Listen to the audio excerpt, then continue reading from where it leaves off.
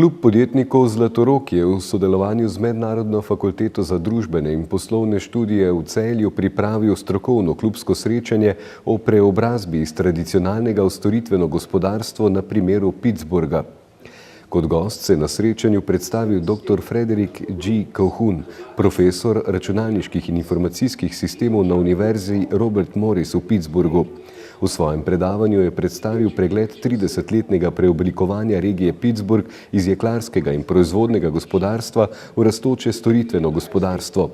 Dr. Calhoun je dobitnik prestižne nagrade International Computer Educator of the Year iz leta 2007. V letu 2012 pa so po njem poimenovali častni sklad za doktorski študij.